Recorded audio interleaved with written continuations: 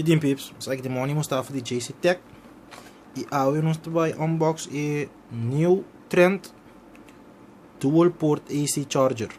Ok? Essa aqui tá com charger. Vou carregar o telefone, câmera, o tablet, que sei não. Que essa aqui tá? Essa aqui tem dois portos. Dus em vez de usar tubo dois plug na bumuraia para carregar o telefone.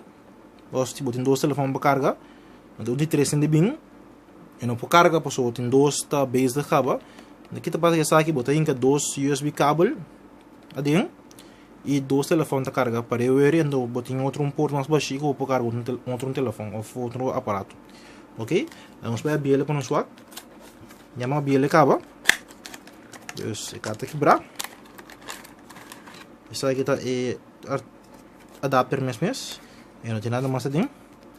E nada me sabe become a pilot user nada se propaganda que assim não. Para essa aqui tá charger mes. Essa aqui ele. Sim, essa aqui tá adapter mes.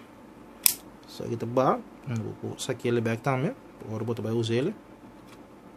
Ok, parte para trás tem dual port. Eu miro tá escrever budget também. Tablet, smartphone, então botem iPad com smartphone, pero ya, tudo está carga mesmo coisa, não é mesmo tipo de corrente. Então com na acho que bem, me sabe por que motivo, pero não é mesmo bisabo que tudo está no mesmo tipo de corrente.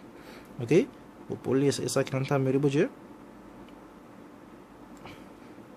Ok, mas não bisa.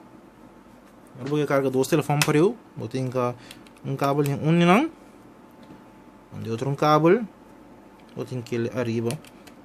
Eu só vou carregar duas coisas para eu.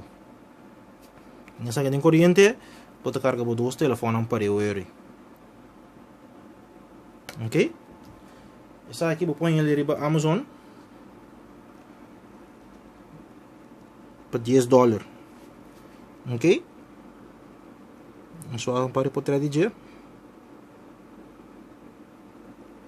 Então é description. Essa aqui vou pôr ele. E ele se para o mês. Quero mostrar para o recurso que está compatible com ele. O aparato não. Está sem 10 plus 220 também, que não tem 240. So features não. Então nós vamos fazer reviews. 1205 estrelas, 61 estrelas. Então se não botar mirar, tá algo bom para botar. Ok? Para pedir não botar gadget, maneira mês. Vou carregar mais com custo para eu. Sai de custo para botar por $10. Tá hobby bom. Ok? Que depending para mais review que nós temos na caminho. Meti algo parecido nessa aqui.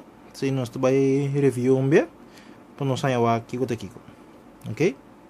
Peace.